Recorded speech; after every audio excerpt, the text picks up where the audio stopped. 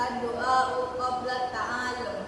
Bismillahirrahmanirrahim.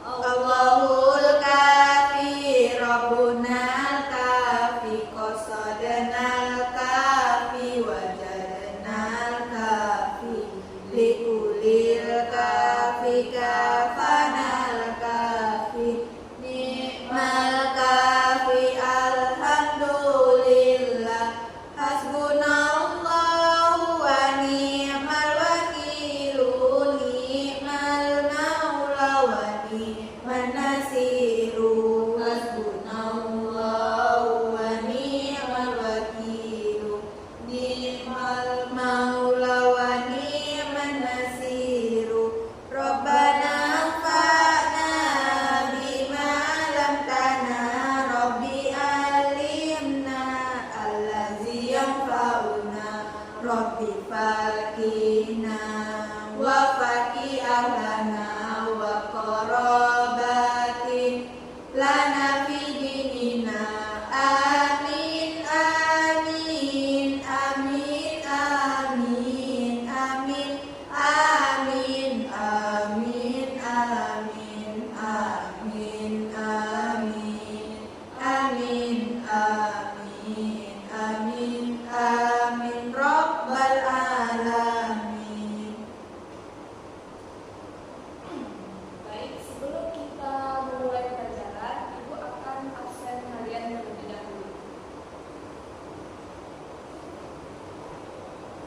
Cahya Nisa Sabila, Hadir Ibu. sudah sarapan? Belum. Kenapa belum? Karena tadi mau buru-buru Bu, jadi lupa sarapan. Lain kali tidak boleh begitu ya. Ya Ibu. Karena kalau kita tidak sarapan, itu bisa membuat tidak fokus ketika sedang belajar. Maka dari itu, Ibu harap ini yang terakhir kalinya. Baik Ibu. Jadi kamu harus sarapan terus ya. Ya Ibu. Kemudian Nuraini Rufiati Imamah. Hadir Ibu. Sudah sarapan? Sudah Ibu. Bagus. Sarapan apa tadi pagi? Sarapan telur Bu. Masak sendiri atau gimana? Dimasain Ibu. Baiklah. Sebelum kita memulai materi kita hari ini, ada yang masih ingat pembelajaran materi minggu kemarin? Sedikit Bu, lupa-lupa ingat. Tentang apa? Tentang kitab. Ya, nah kemarin kita belajar mengenai beriman kepada kitab-kitab Allah. Nah, iman kepada kitab-kitab Allah itu apa? Iman kepada kitab-kitab Allah, kita itu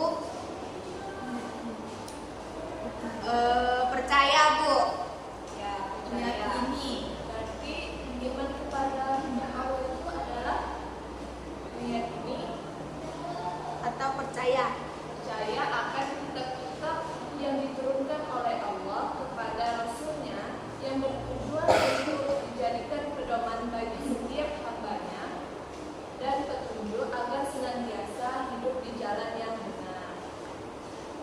Ada yang masih ingat apa saja kitab yang diturunkan oleh Allah dan siapa yang menerimanya, siapa Rasul yang menerimanya? Kitab Taurat kepada Nabi Musa, kitab Zabur Nabi Daud, kitab Injil Nabi Isa, dan kitab Al-Quran pada Nabi Muhammad. Oke, sekarang kita masuk ke bab 2, yaitu membiasakan akhlak terpuji kepada Allah, yaitu ikhtiar, tawakal, qanaah, sabar, dan syukur. Buka halaman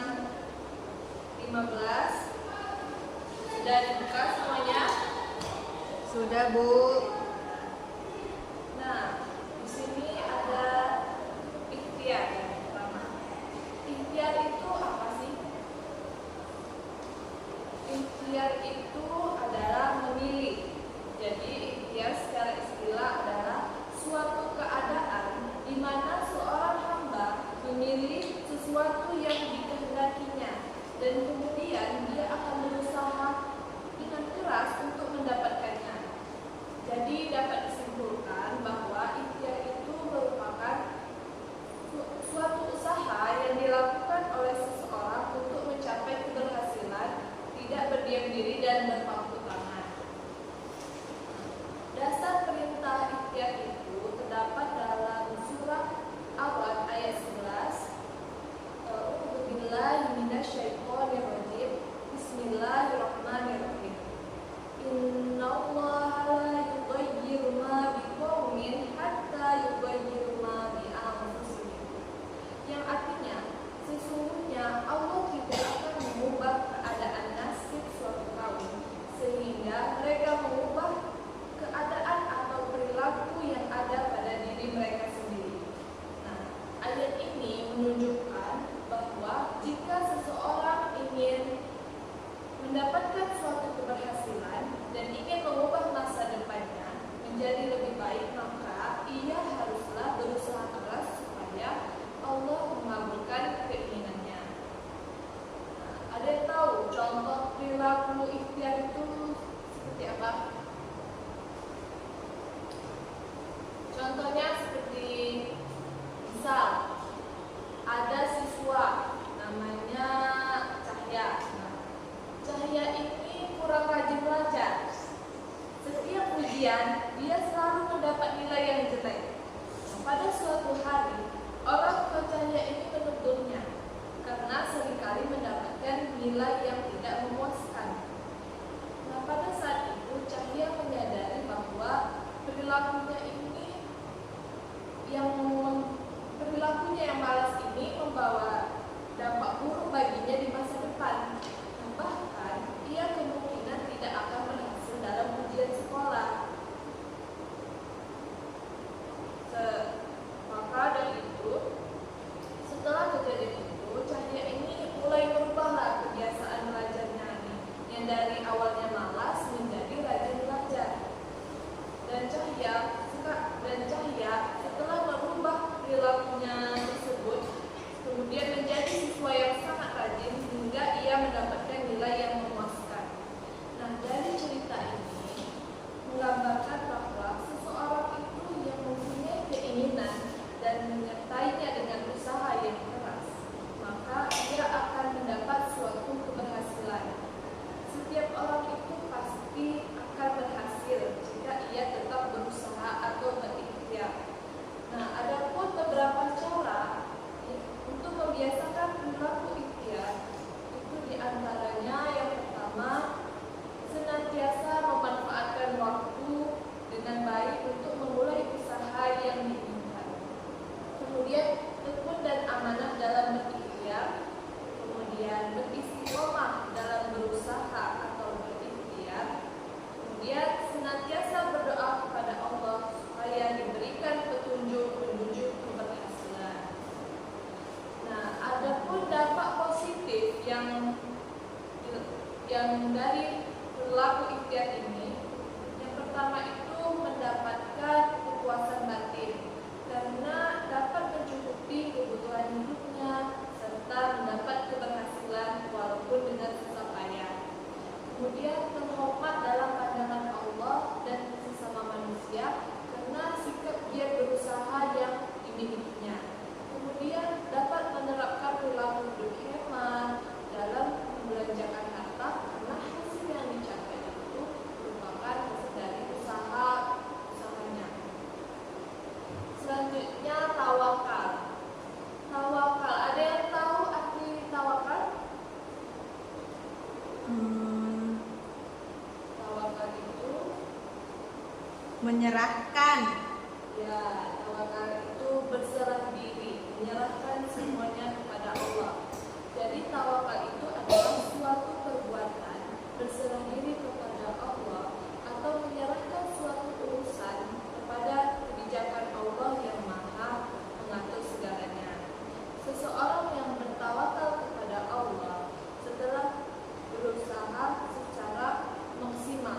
seperti yang berikhtiar tadi.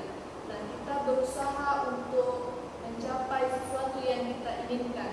Nah, setelah kita melakukan usaha itu, kita berdoa kepada Allah, kita serahkan semuanya kepada Allah. Kemudian dasar perintah tawakal. Bertawakal kepada Allah itu merupakan suatu keharusan bagi setiap manusia, sehingga berusaha keras itu sebagaimana firman Allah dalam surah Ali Imran ayat 160. Bismillahirrahmanirrahim. Yansurkumullahu fala ghaliba lakum wa iyahdurukum faman dzalladzi yansurukum min ba'di wa 'alallahi falyatawakkalul mu'minin. Yang artinya, jika Allah menolong kamu, maka tak adalah orang yang dapat mengalahkan kamu. Jika Allah membiarkan kamu atau tidak memberi pertolongan, maka siapakah gerangan yang dapat menolong kamu selain dari Allah sesudah itu? Karena itu hendaklah kepada Allah saja orang-orang mukmin bertawakal. Maka hendaklah kita ini bertawakal hanya kepada Allah. Nah, contoh perilaku tawakal. Contohnya ini. Ada siswa. Siswa ini anaknya rajin. Dia selalu mengisi waktu luangnya untuk belajar dengan keras supaya memperoleh masa depan yang cerah. Setiap selesai sholat, dia selalu berdoa, menyerahkan semua hasil usahanya kepada Allah. Nah, dari cerita ini menggambarkan bahwa semua keinginan haruslah disertai dengan usaha yang keras. Jika manusia sudah melakukan usahanya dengan keras, maka hal selanjutnya yang dilakukan adalah menyerahkan diri kepada Allah. Berharap Allah akan mengabulkan dan memberikan hasil yang terbaik untuk kita. Bertawakal atau berserah diri haruslah dibiasakan. Nah, yaitu dengan cara yang pertama itu kita senantiasa berdoa kepada Allah sebelum dan sesudah melakukan suatu pekerjaan. Kemudian menyadari bahwa diri sendiri ini lemah tanpa pertolongan Allah. Karena kita ini makhluk sosial dan kita tidak bisa hidup tanpa bantuan orang lain. Kemudian membiasakan diri melakukan pekerjaan dengan sungguh-sungguh. Ketika kita melakukan suatu pekerjaan, tidak boleh kita melakukannya dengan setengah-setengah. Haruslah kita melakukannya dengan sungguh-sungguh. Dan hendaklah awali suatu kegiatan itu dengan membaca basmalah. Selanjutnya, dampak positif perilaku tawakal. Nah, adapun dampaknya, yang pertama itu memperoleh ketenangan jiwa dan jernihan berpikir karena merasa dekat dengan Allah. Kemudian menjadi seseorang yang senantiasa mendekatkan diri kepada Allah. Kemudian menumbuhkan sikap optimis dan dalam hidup, memperoleh kepuasan batin karena keberhasilan usahanya diridhoi oleh Allah, dan memperoleh keteguhan hati atau istiqomah sehingga tidak mudah goyah hatinya karena pengaruh lingkungan sekitar. Dan terakhir, menjadikan pribadi yang sadar akan keimanan dan selalu mengakui kebesaran Allah Subhanahu wa Ta'ala yang mengatur segalanya. Maka hendaklah kita melakukannya ketika setiap kali kita berikhtiar kepada Allah, kita tawakal kepada Allah, karena hikmahnya ini sangat besar bagi kita. Kemudian qanaah. Apa itu qanaah? Qanaah itu artinya rela atau suka dan menerima apapun yang dibagikan kepadanya. Secara istilah, qanaah itu adalah suatu perasaan rela menerima kenyataan hidup yang dialami, tidak berkeluh kesah, tidak mengangan-angankan kesenangan yang diterima oleh orang lain. Nah, orang yang qanaah berarti dia merasa cukup dengan apa yang dianugerahkan Allah kepadanya. Adapun dasar perintah qanaah ini terdapat dalam surah An-Nisa ayat 32. Bismillahirrahmanirrahim. Wala tatamannaw ma faddalallahu bihi ba'dakum 'ala ba'd. Lirrijali nasibun mimma iktasabu walin-nisa'i nasibun mimma iktasabu was'alullaha min fadlihi innallaha kana bikulli syai'in 'alima. Nah, artinya, dan janganlah kamu iri hati terhadap apa yang dikaruniakan Allah kepada sebahagian kamu, lebih banyak dari sebagian yang lain, karena bagi orang laki-laki ada sebagian dari apa yang mereka usahakan, dan bagi para wanita pun ada bagian dari apa yang mereka usahakan, dan mohonlah kepada Allah sebagian dari karunia-Nya. Sesungguhnya Allah Maha mengetahui segala sesuatu. Dari ayat ini dijelaskan bahwa kita harus mempunyai sikap menerima dengan senang hati atas apa yang dikaruniakan oleh Allah, serta tidak boleh mempunyai rasa iri hati terhadap rezeki orang lain. Sikap qanaah ini harus dibiasakan dengan cara yang pertama itu senantiasa merasa cukup atas karunia Allah. Kemudian sering memperhatikan orang-orang yang kurang beruntung daripada kita. Selanjutnya, tidak pernah iri dengan apa yang dimiliki oleh orang lain. Pernah nggak kalian iri terhadap kesenangan orang lain? Kadang pernah, Bu. Nah, kesenangannya sih yang seperti apa? Kayak dia kalau ikut lomba pasti dia selalu menang, aku selalu kalah. Nah, kalau kondisinya seperti itu, apa yang harus kita lakukan? Yaitu kita tingkatkan belajar kita agar kita bisa memperoleh apa yang diperoleh oleh teman kita. Tetapi iri dalam hal yang negatif itu tidak boleh, itu tidak baik. Kemudian membiasakan diri berlaku hemat dalam membelanjakan uang sesuai kemampuan yang dimiliki. Nah, anak-anak ibu ini kayaknya masih ada yang boros nih.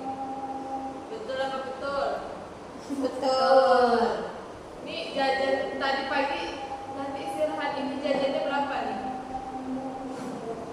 Kita jadi sebagai siswa yang bisa menerapkan sifat terpuji, tentulah kita juga harus pandai dalam membelanjakan uang kita. Tidak boleh kita berlebih-lebihan, tapi secukupnya saja. Tetapi tidak boleh juga kita terlalu menahan. Jadi haruslah seimbang antara kedua itu. Contoh perilaku qanaah dalam kehidupan sehari-hari. Ini ada nih salah satu siswa namanya Abdullah. Dia merupakan siswa madrasah kelas 10. Setiap hari dia pergi ke sekolahnya menggunakan sepeda. Ia merasa senang hati dan merasa cukup. Selain itu, Abdullah ini tetap semangat belajarnya, sehingga ia menjadi salah satu siswa teladan di sekolahnya. Ia tidak pernah mengeluh hanya karena sekolah naik sepeda dan tidak pernah merasa iri kepada apa yang dimiliki oleh temannya, meskipun banyak dari teman-temannya pergi sekolah menggunakan motor. Nah, dari cerita ini bisa kita simpulkan ya, bahwa apa yang diberikan oleh Allah kepada kita, hendaklah kita menerimanya dengan ikhlas dan mensyukurinya, karena itu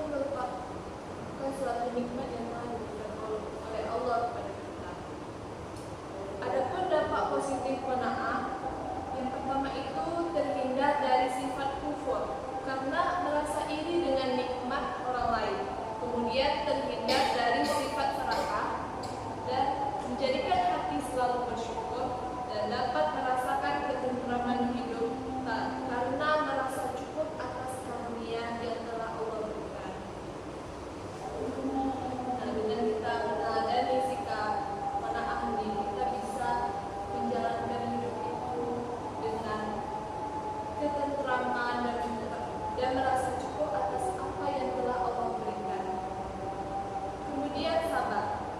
Apa itu sabar?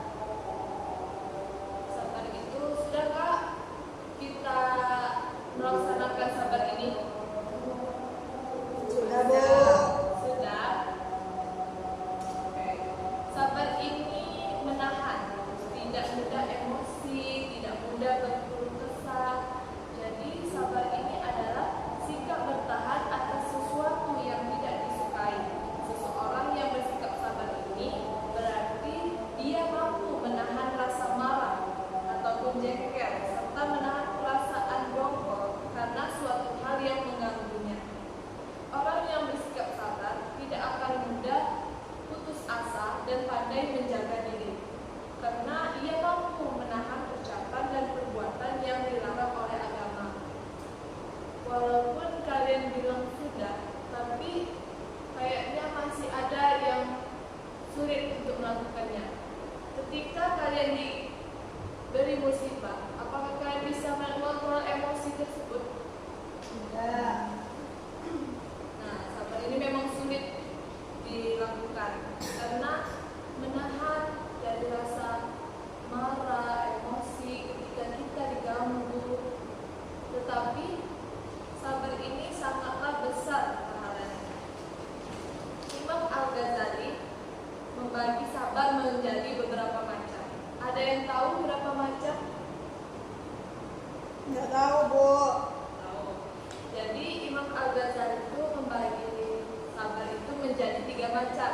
Yang pertama, as-sabru 'ala ta'ah, yaitu sabar dalam ketaatan.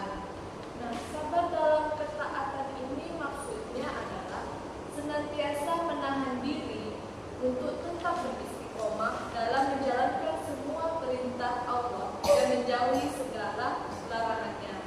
Kemudian sabar dalam menghadapi musibah, as-sabru 'alal bala.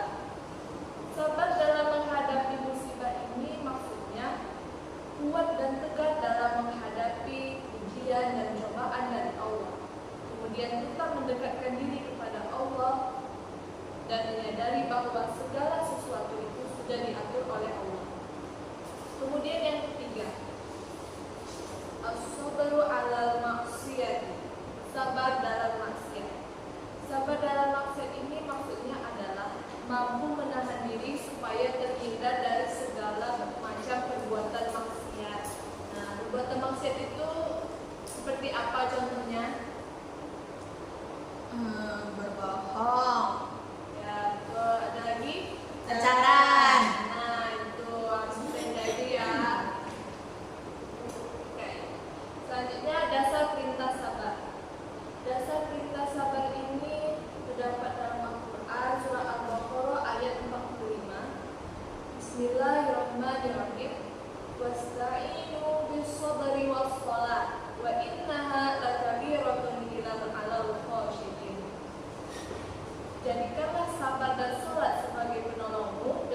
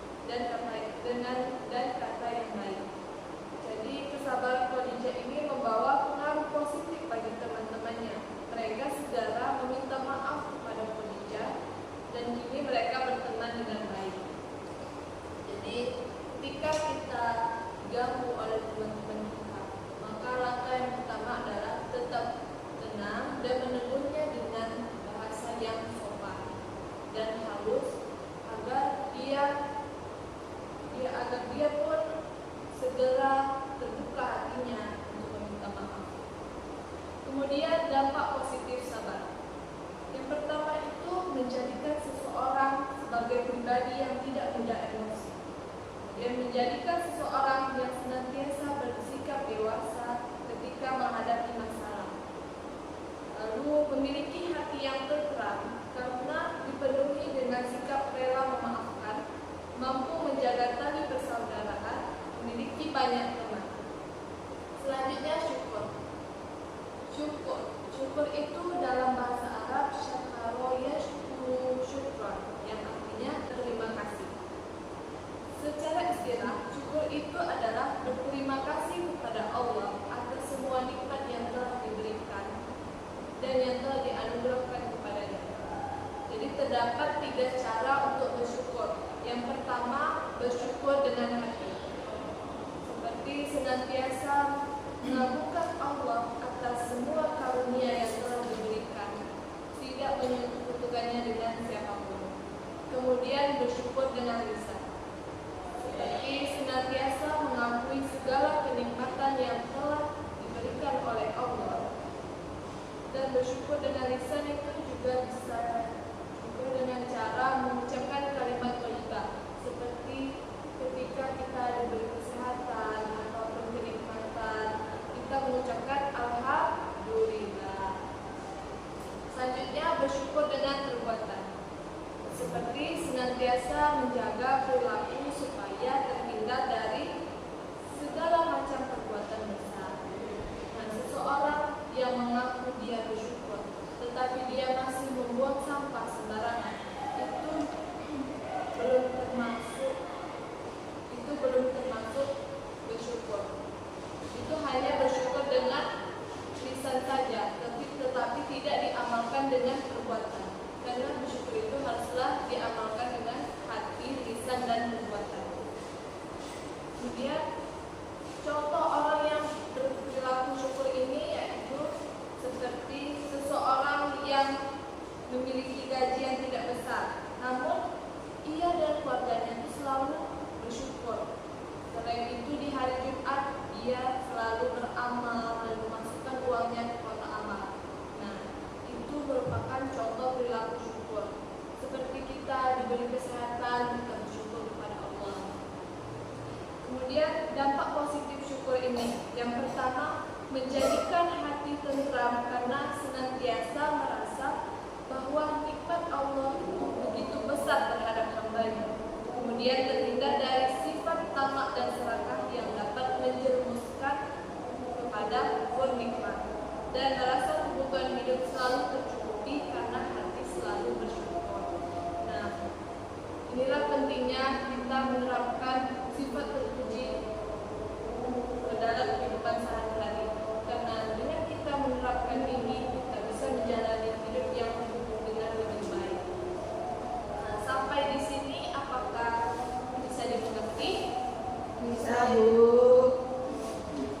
Jadi, Ibu harap dengan kita mempelajari akhlak terpuji hari ini, kalian bisa menanamkan sifat ini dan bisa mengamalkannya dalam kehidupan sehari-hari, serta menghayati hakikat dari ikhtiar, sabar, tawakal, qanaah, dan syukur tadi, dan membiasakan diri untuk berperilaku terpuji seperti yang telah disebutkan tadi. Ibu rasa cukup sampai di sini. Kita tutup pertemuan hari ini dengan mengucapkan lafaz hamdalah. Alhamdulillahirabbil alamin. Wassalamualaikum warahmatullahi wabarakatuh. Waalaikumsalam warahmatullahi wabarakatuh.